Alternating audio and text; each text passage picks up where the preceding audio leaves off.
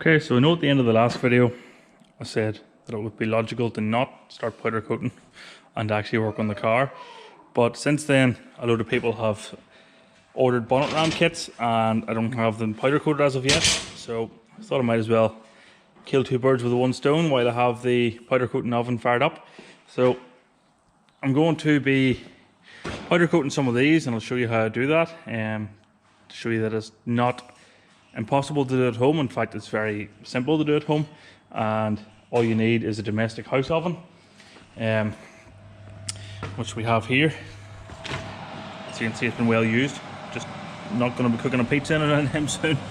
We'll have that. It's set at 180 degrees, and whenever you get to that stage, it's 180 degrees for 10 minutes. Pretty much like cooking anything really these days.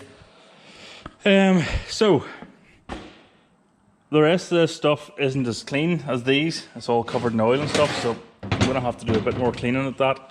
And I have unearthed an old axle location kit, which is still perfectly good order, but just needs cleaned and painted. So while I have the powder coating oven going, I might do that as well and sell it.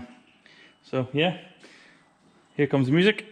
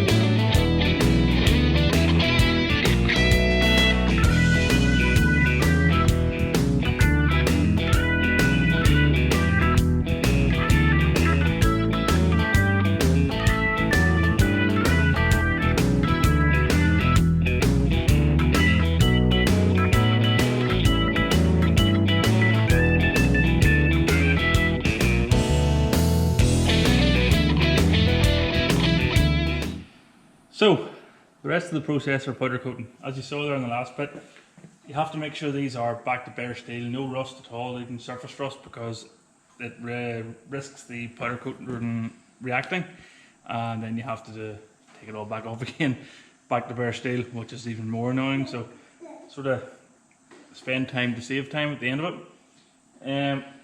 The next bit, if you look at the floor there, you'll see a foot pedal.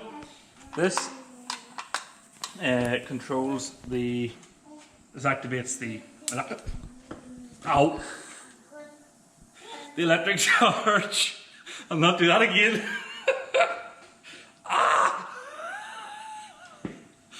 Woo! That activates the electric charge. And the end of it. Oh! Don't bring it near me. Which is meant to flow through this. Oh my word. Good sympathetic wife. Anyway. This doesn't get viewers. I know. Push the pedal to activate the electric charge. I'm not touching that ever again. This completes the circuit. And then whenever you push this here, it attracts the powder to the bare steel. So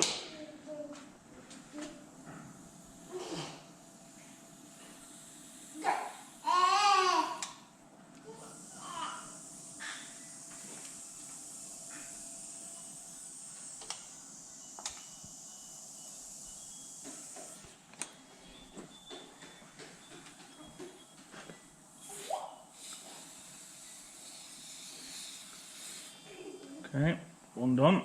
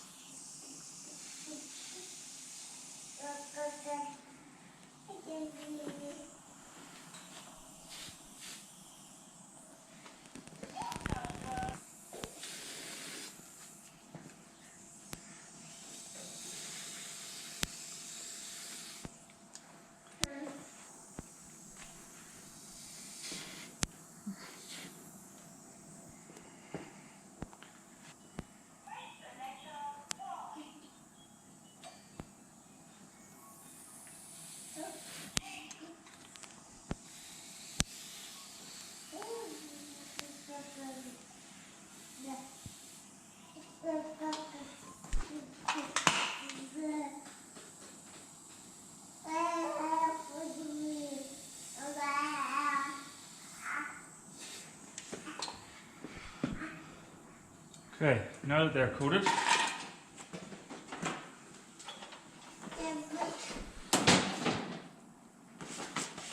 the next step is to put these into the oven. Now the way my looks going today, I'll probably burn myself.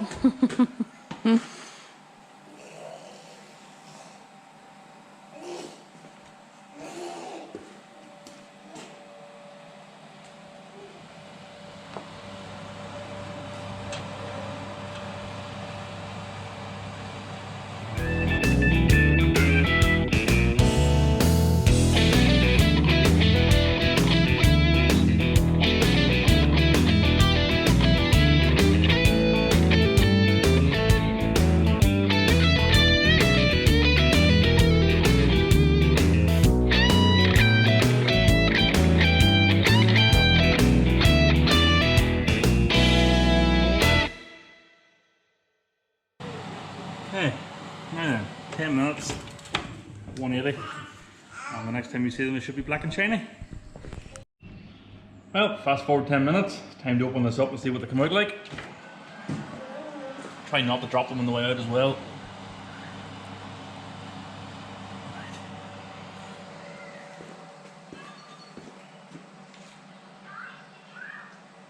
That one's come out very nicely actually, even though it was dropped.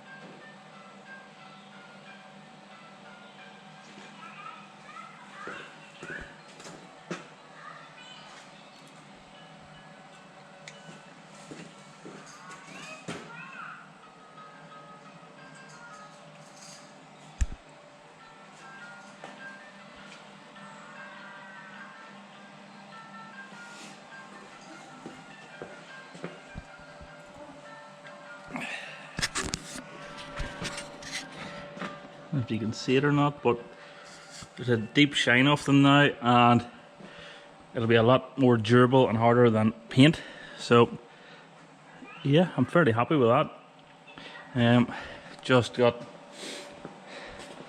another 4 this engine mounts, everything to do. So yeah, we'll keep going.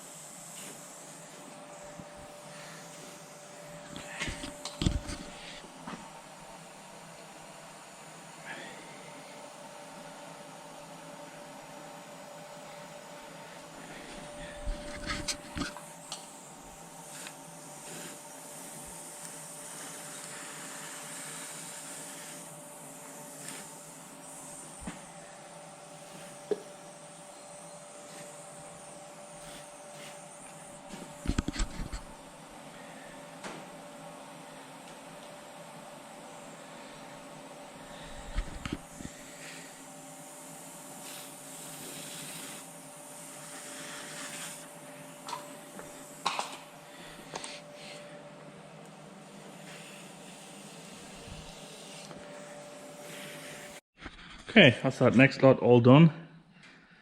So again, fairly happy.